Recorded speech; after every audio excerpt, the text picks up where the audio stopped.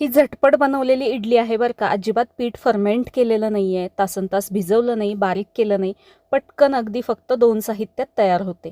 आणि या इडलीला मी अजून पौष्टिक बनवलेलं आहे. चला तर मी काय केलं ते तुम्हाला सांगते. इथे मी 1 कप रवा घेतलाय, बारीक रवा घेतलाय, जाड घेतला तरी चालेल. बारीक असेल की पटकन भिजतो, जास्त वेळ भिजवायची गरज नाही आहे. त्यामध्ये 1 कप पाणी आणि 1 कप दही घातलं. हे सगळं आता आपल्याला चांगलं मिक्स करून घ्यायचं आहे. यामध्ये गुठळ्या राहता कामा नये, सगळं मी मिक्स करून घेते. हे व्यवस्थित प्रमाण आहे, अजून पाणी यामध्ये घालण्याची गरज नाही आहे. चांगलं फेटून घ्यायचं. गुठळ्या यामधल्या मोडल्या की हे आपल्याला फक्त 10 मिनिटे भिजायला बाजूला ठेवायचं आहे. हे भिजतंय तोपर्यंत याच्यासोबत एक छान अशी खमंग चटणी मी इथे बनवते. त्यासाठी 1 चमचा तेल घातलं. तेल चांगलं गरम झालं की यामध्ये आपल्याला थोडेसे जिरे घालायचे आहेत.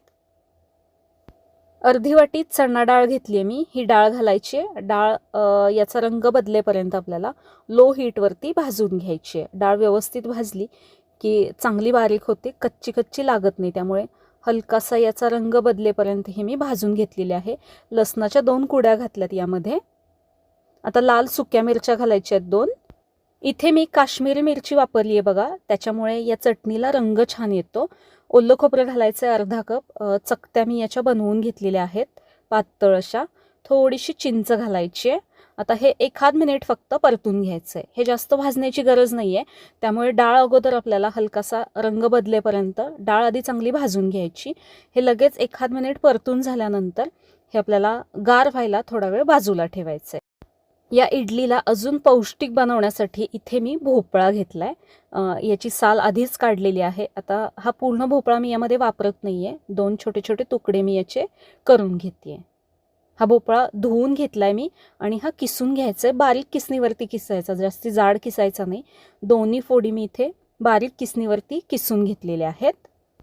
हा रवा आता इथे 10 मिनिटे चांगला भिजलाय. यामध्ये आपण किसलेला जो भोपळा आहे तो घालायचा आहे.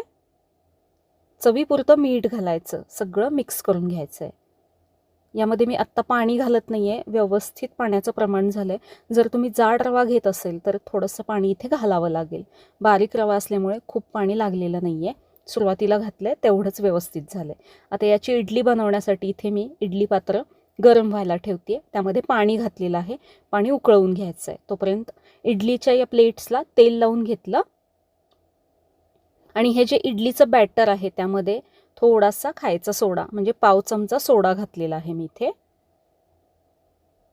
सगळं आता मिक्स करून घ्यायचं आहे. बॅटर हे छान असं तयार झालंय. आपण ज्या इडलीच्या प्लेट्सला तेल लावून घेतलंय त्या प्लेट्समध्ये हे बॅटर घालून घ्यायचं आहे.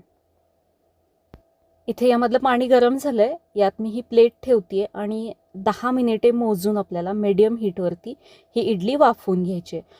हे जे चटणीसाठीचं आपण भाजून घेतलंय ते गार झालंय. यामध्ये चवीपुरतं मीठ घालायचं आणि हे बारीक करून घ्यायचं. हे बारीक करत असताना डाळ आहे त्यामुळे थोडासा वेळ लागतो हे बारीक करायला. थोडं थोडं पाणी घालून अगदी मऊसूत असं मी हे एकदम बारीक वाटून घेतलंय. आता यामध्ये मी थोडंसं पाणी घालून घेतलंय चटणीमध्ये. यावरती आता जिरे, मोहरी आणि कढीपत्ता, हिंग याची फोडणी घालून घ्यायची आहे. चवीला खूप मस्त लागते ही चटणी. चटणी तयार झाली आहे. इथे इडली बघूया. खूप सुंदर आणि कलरफुल अशी दिसतीये बघा इडली आणि छान टमटमीत फुगली आहे.